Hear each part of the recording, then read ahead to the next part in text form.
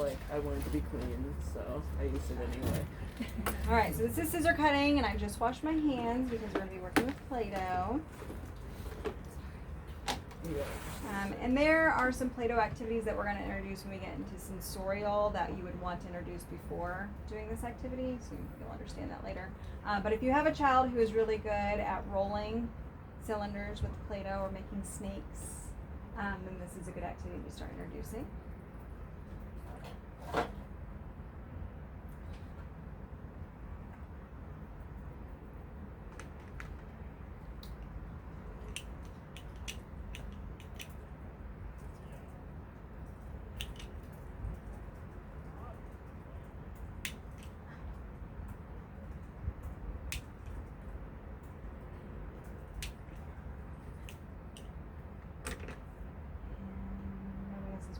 So I might want to give you guys a chance to try, but I want to make you guys good to wash your hands right now. But I'll sip a few and then I'll let a friend try.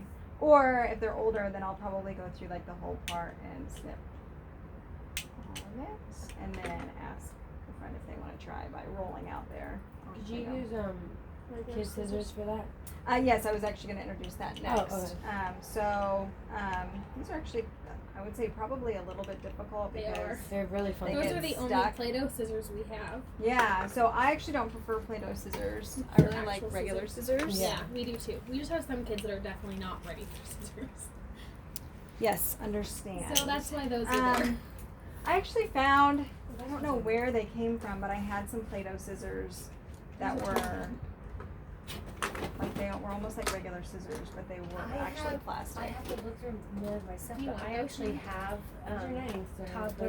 toddler scissors that are plastic. They look like Play-Doh scissors, but they're not. They don't cut There's your. like They won't literally cut a your whole hair. thing. Yeah, It only nice. cuts paper and then like Yeah. you cut Play-Doh. Yeah, scissors. those I are like to. So the nice thing about these is it has this little There's these ones. piece right here, and it's actually You like an lock it. automatic retractor. Oh, So it cool. helps pop those it are back great. open. So I really like these, and these work really well on Play-Doh too. They don't really open wide enough automatically to like do a full cut, but it is wide enough that it's like starting the process of opening for them. Because the opening of scissors can be really difficult. Yeah. We should give Shelly the little ones that I brought down. Okay. So you can also use these, or then of course you can use just regular scissors, which makes it be a little scarier. These don't cut as much stuff. I think they can still. I'm not gonna try, but I think they can still cut hair and clothes. But they definitely aren't as sharp as like the regular. So we typically start with Play-Doh when we're cutting things. It's just an easier material for them to be able to cut. Go ahead. Aren't you recording? I'm literally digging through that drawer of scissors. Is it sad that I didn't even like notice the sound? I don't think anyone noticed. We're all just like, well. We're used to background noise. So sorry. We're used to background noise. So after we're done with something like Play-Doh cutting, then you could introduce actual paper cutting. He was here. Sorry. That was so mean. It's okay, we're still recording, no big deal. There's a cool pair of scissors in here too that are like fully auto. I think that these ones They have cut. Play-Doh Yeah, Yeah, they probably. probably do. on them. But these ones do, like these are really just like for snipping. Yeah. They don't open very wide, and you can't make them open wider than they are. We've had So, kids taste their tongues out. These are, oh, that's scary. Yeah. So it would kind of go like this would be your first step, this would be the second step, and this would These be your ones don't third have Play-Doh step, on final step. them. Oh, it's fine. But I love this kind of snipping with these type of scissors. So just really little strips of paper. And we're just going to cut little. Oh, I might actually do those ones. Oh. Whoops. Well, hello there. I'm going to pick up my work when that happens. Okay, we'll try the other one. Yeah, try that one. Might be just Play-Doh scissors now. There you go. Works better.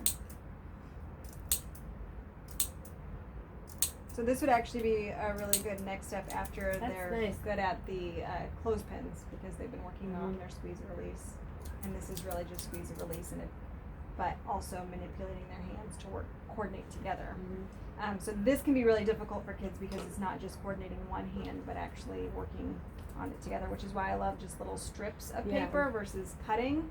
Snipping is much easier than cutting, and cutting would be like making a continuous line. I've been giving them huge pieces of paper, and those scissors, I'm like, that's just Yeah. genius. Like, why did I You not don't think know of just that? giving them Snips. You've been giving them those types of papers. Yeah, but thick, like that. Oh, yeah. So when you do it, you want to make sure that it's just wide Yeah. enough that it can fit with one snip. Makes sense. And then you can graduate to like needing 2 snips to Yeah. get through it. Perfect. It's like blew my mind. And then it's really fun if you have some sort of a container. Envelopes are kind of the go-to. This is a really large envelope, like just the little letter envelopes, where they can put their snips in when they're all done.